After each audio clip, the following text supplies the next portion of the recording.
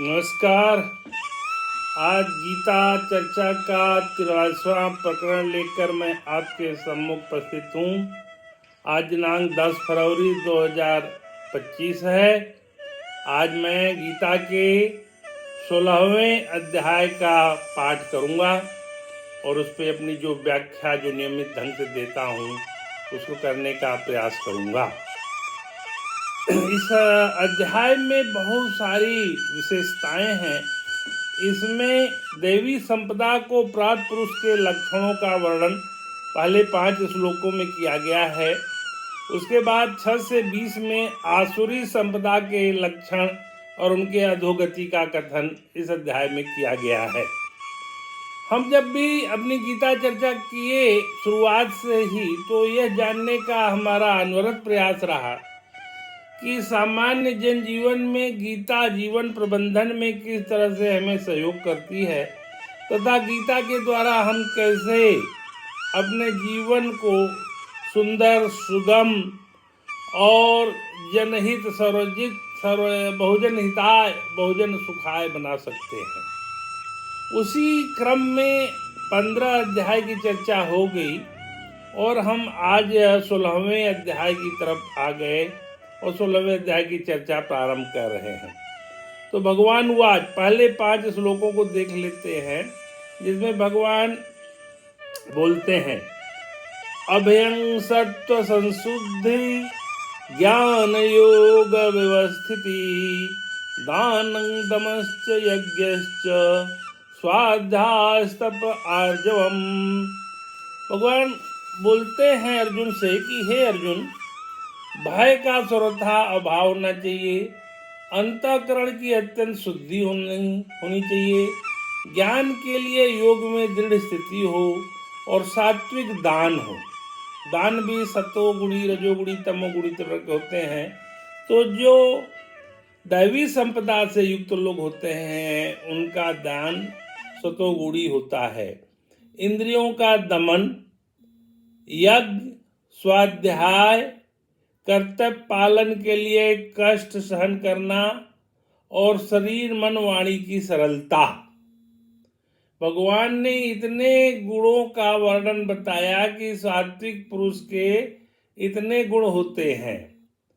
पुनः देख लें, भय का सर्वथा भाव होना चाहिए, अंतःकरण की अत्यंत शुद्धि होना चाहिए, ज्ञान के लिए योग में दृढ़ स्थिति होना चाहिए, सात्विक दान होना चाहिए, इंद्रियों का दमन होना चाहिए, यज्ञ करना चाहिए, स्वाध्याय करना चाहिए, कर्तव्य पालन के लिए कष्ट सहना, शरीर मन वाणी की सरलता, मनसा वाचा कर्मणा सरल होना चाहिए।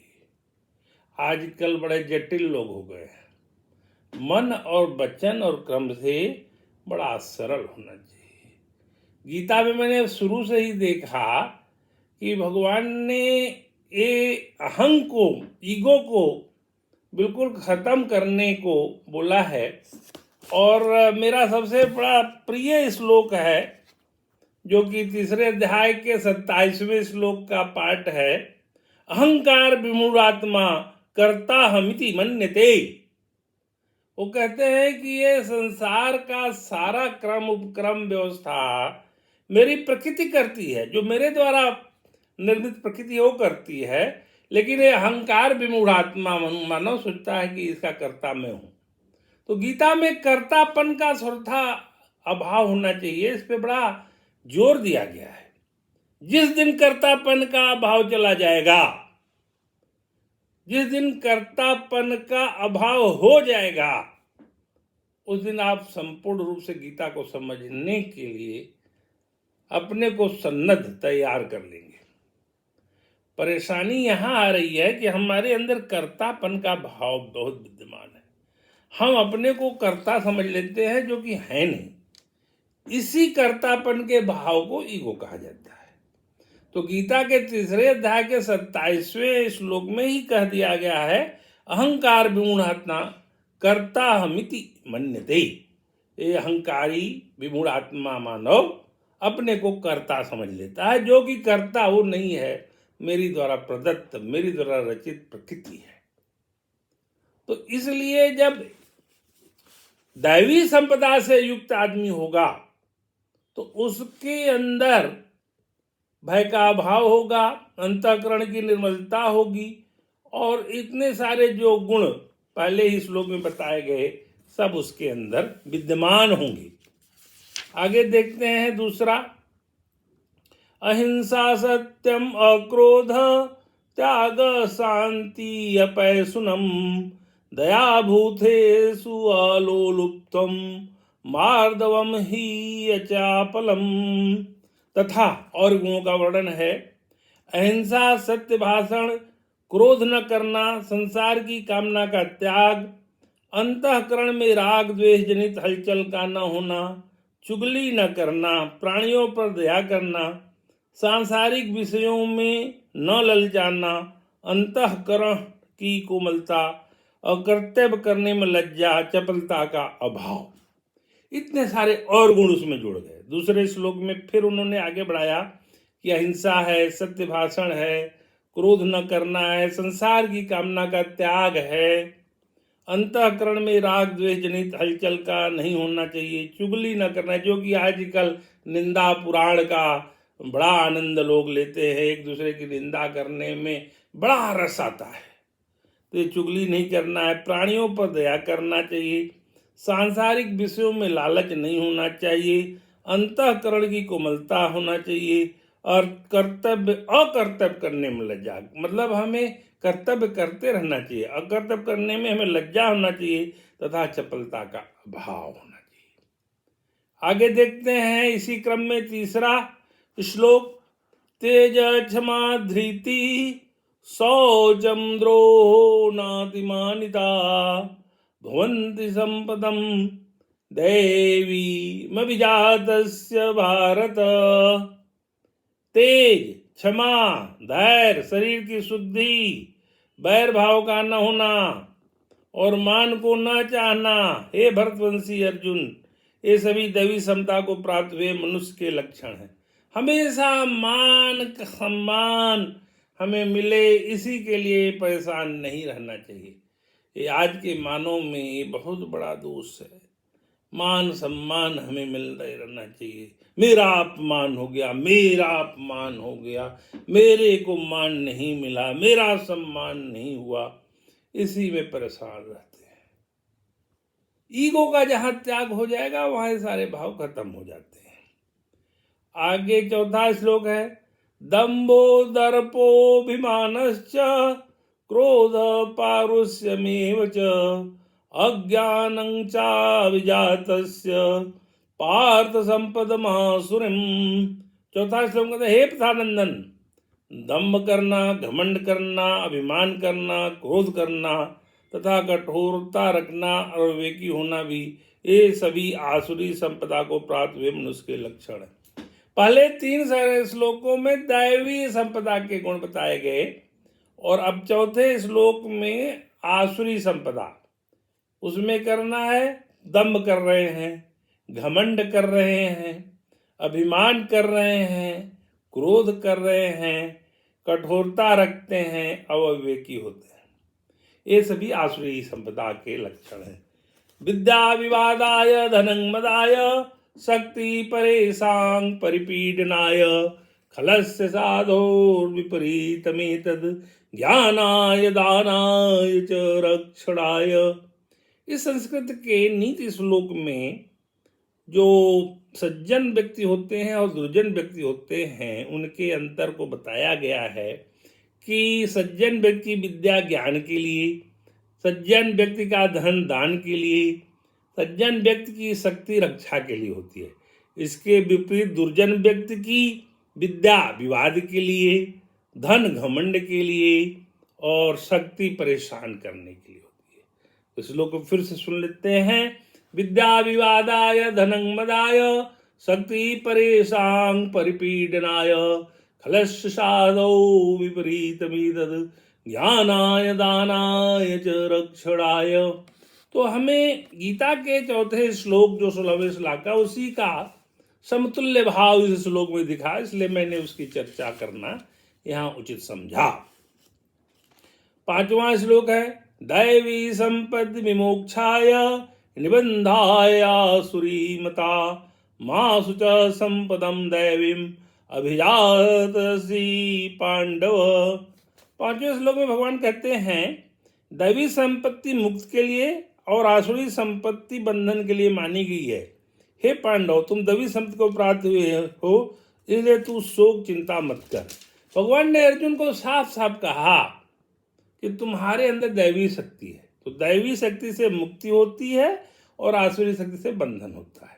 लेकिन तुम्हें चिंता करने की जरूरत नहीं है, क्योंकि तुम दैवीय संपदा से युक्त व्यक्ति हो। तो उन्होंने अर्जुन को साफ साफ डिक्लेयर कर दिया कि हे अर्जुन, आप दैवी संपदा से युक्त व्यक्ति हैं।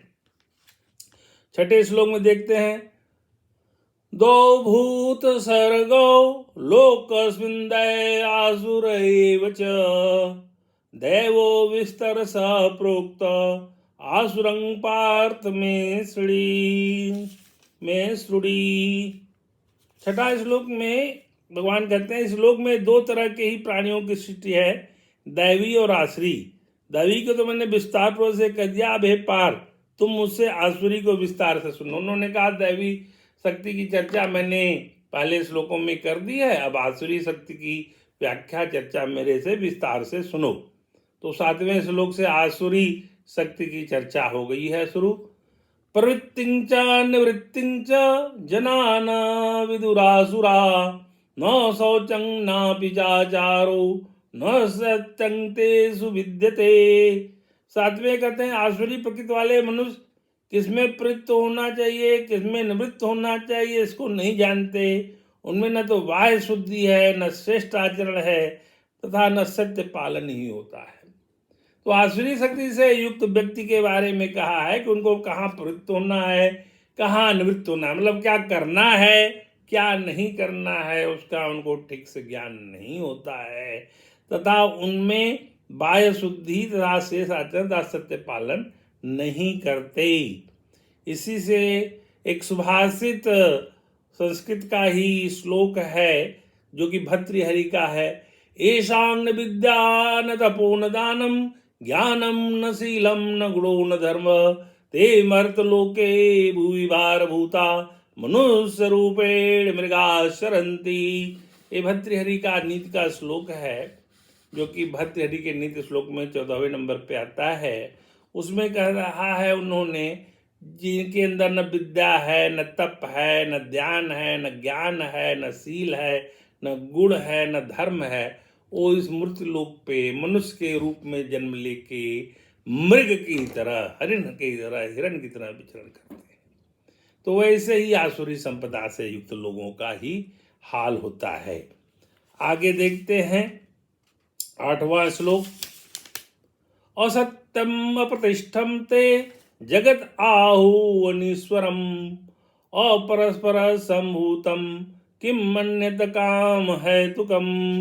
8वां श्लोक में भगवान इसकी व्याख्या विस्तार से करते हुए कहते हैं वे कहा करते कि संसार असत्य, बिना मर्यादा के, बिना ईश्वर के, अपने आप केवल स्त्री पुरुष के संयोग से पैदा हुआ है, इसलिए काम ही इसका कारण है, इसके सिवा और क्या कारण है, वो कारण हो ही नहीं सकता। ये लोग कामना से युक्त होते हैं, इच्छाओं से युक्त होते हैं और संसार को असत्य मानते हैं और बिना मर्यादा के होते हैं और अपने आप पैदा हुआ है स्त्री पुरुष के संयोग से, ऐसा मानते हैं।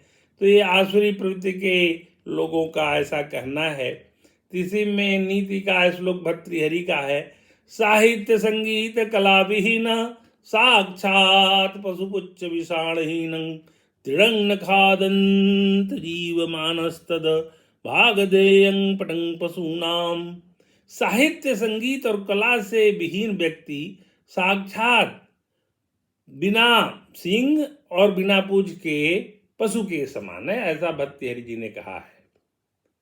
तो जैसा भर्तृहरि जी ने कहा है वैसी ही कल्पना, वैसा ही निरूपण, वैसा ही प्रतिपादन गीता में भगवान ने किया है, जो कि इन श्लोकों में जिसकी विस्तार से चर्चा की गई है। आइए देखते हैं 9वां श्लोक, एताम दृष्टि अवष्टभ्य नष्टात्मान अल्पबुद्धय प्रभवन्ति उग्र कर्माण क्षयाय जगत अहिता। 9वें श्लोक में भगवान कहते हैं, इस प्रवर्तक नास्तिक जिसका आश्रय लेने वाले जो मनुष्य अपने नित्य स्वरूप को नहीं मानते, जिनकी बुद्धि तुच्छ है, जो उग्र कर्म करने वाले और संसार के शत्रु हैं, उन मनुष्यों की सामर्थ्य का उपयोग जगत का नाश करने के लिए होता है। ऐसा हमारे यहाँ एक नास्तिक दर्शन चार्वाक दर्शन भी है, जो कि मानता है कि ये शरीर का पुनर्जन्म नहीं होता, पुनर्गमन नहीं होता। यावत् जीवेत् सुखम जीवेत् ऋणं कृत्वा घृतं पीवेत् भस्मीभूतस्य देहश्च पुनर्गमन कुतः। ये चार्वाक दर्शन है, जो कि इसी तरह के लोगों के लिए कहा गया है। तो आसुरी संपदा से युक्त व्यक्ति को चार्वाक दर्शन के द्वारा भी समझा जा सकता है। तो ये 9वां श्लोक हुआ। आते हैं 10वां श्लोक क्या कहता है, देख लेते हैं। कामम आश्रित्य दुष्पूरम दम्भमानमदान्विता मोहात् गृहीत्वा असद्ग्राहात् प्रवर्तन्ते अशुचिव्रता। 10वें श्लोक में भगवान ने कहा है, कभी पूरा न होने वाली कामनाओं का आश्रय लेकर दम्भ, अभिमान और मद में चूर रहने वाले तथा अपवित्र व्रत धारण करने मनुष्य मोह के कारण दुराग्रहों को धारण करके संसार में विचरते रहते। ऐसे लोग पुनर्जन्म भी होता है और मोह से ग्रसित होते हैं। मोह सकल व्याधिन कर मूला, इनसे उपजत अतिशय सूला। तो ये मोह से ग्रसित लोग होते हैं, जो कि अभिमान और मद मोह में चूर रहते हैं। काम क्रोध मद लोभ सब नाथ नरक के पंथ। तो ये सब नरक के पंथ हैं। तो इस तरह से ही आसुरी संपदा से युक्त लोग काम क्रोध मद लोभ मोह इत्यादि से ग्रसित होते हैं, जिसको कि सुंदरकांड में भी बताया गया है। काम क्रोध मद लोभ सब नाथ नरक के पंथ, त्रिविधं नरके सुंदरं। गीता के इसी 16वें अध्याय के 21वें श्लोक में काम क्रोध और लोभ को नरक का द्वार कहा गया है। उसकी उत्पत्ति काम से ही होती है। काम मतलब कामना, कामना की पूर्ति नहीं होती है तो क्रोध होता है, कामना की पूर्ति हो जाती है तो लोभ हो जाता है। इसलिए काम सबसे बड़ा शत्रु है। तो इसी अध्याय के 21वें श्लोक में आगे आएगा। आगे बढ़ते हैं, 11वां श्लोक देख लेते हैं। चिंताम परिमेयांच प्रलयांतामुपासिता कामोपभोग परमा एतावदिति निश्चिता। 11वां श्लोक है, वे मृत तुरंत रहने वाली अपार चिंताओं का आश्रय लेने वाले पदार्थों का संग्रह और उनका भोग करने में ही लगे रहते हैं, और जो कुछ है वो उतना ही है ऐसा निश्चय करने वाले होते हैं।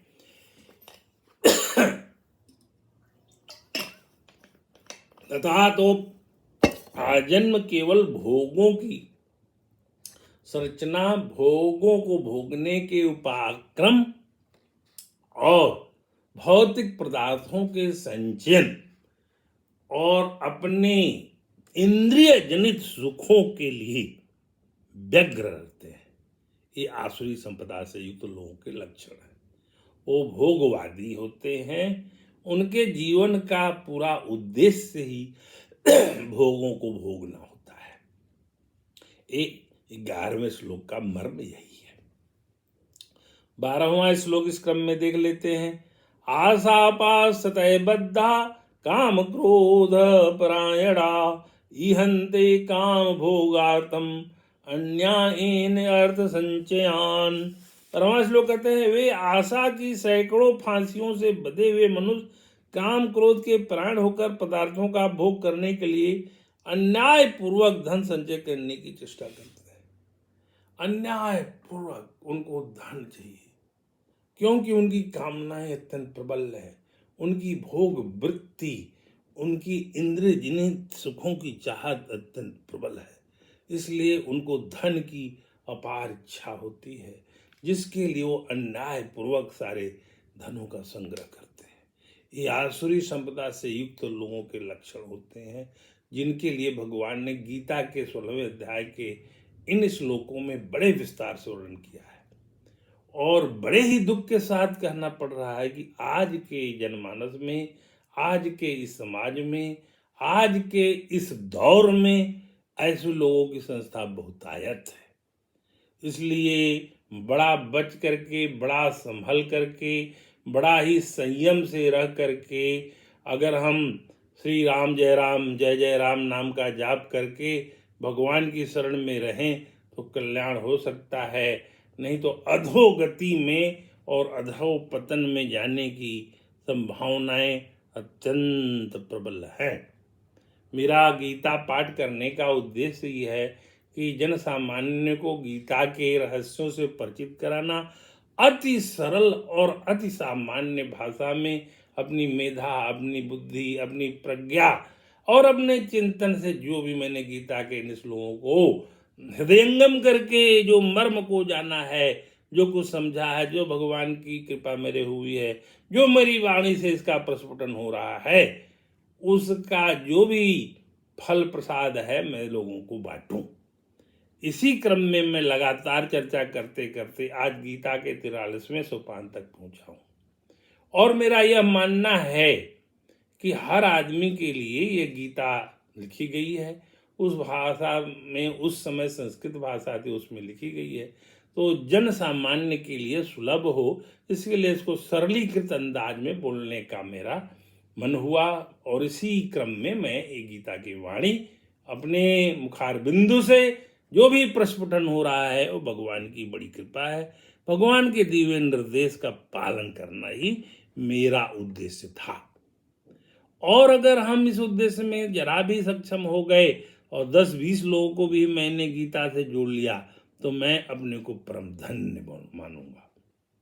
और ये बातें इतने जन सामान्य और जन जीवन से जुड़ी हुई हैं कि इनके महत्व को नहीं नकारा जा सकता। अगर हम देखेंगे तो पाएंगे कि हमारे ही लिए ये बातें कही गई हैं, हमारे ही चिंतन के लिए बातें कही गई हैं, हमारे ही उत्थान के लिए बातें कही गई हैं।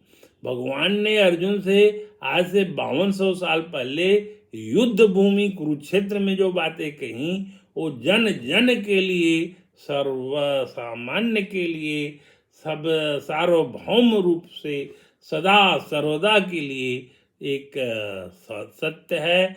और उसी सत्य का प्रतिपादन सर्वशास्त्र मणि गीता में होता है।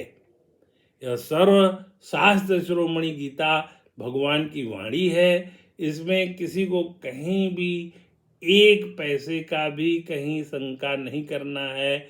और भगवान ने आपके जीवन को सरल, सुगम और सुंदर बनाने के लिए गीता को माध्यम बना के ये सब बातें कही हैं। भगवान ने कहा है कि गीता ही मेरा सब कुछ है। ये सारी बातें आएंगी गीता महात्म्य जब मैं आखिर में कहूँगा, तो उसमें उन्होंने गीता में अपनी बातें जो कही हैं उसको उन्होंने कहा है कि मैं गीता के ही उसमें हृदय में रहता हूँ। तो आए देखते हैं। सर्वे भवन्तु सुखिनः, सर्वे सन्तु निरामया, सर्वे भद्राणि पश्यन्तु, मा कश्चित् दुर्भाग् भवेत्। तो हमारे उपनिषद का मंत्र है कि हम लोग सभी लोग सुखी हों और सभी लोग निरोग हों, सभी लोग एक दूसरे का कल्याण करें, देखें और कोई दुखी न हो। ये हमारे उपनिषद के भाव है और गीता उपनिषदों से उपजी हुई है। तो मैं भगवान को प्रणाम करते हुए कृष्णाय वासुदेवाय हरे परमात्मने प्रणत क्लेश नाशाय गोविंदाय नमो नमः। नमस्कार।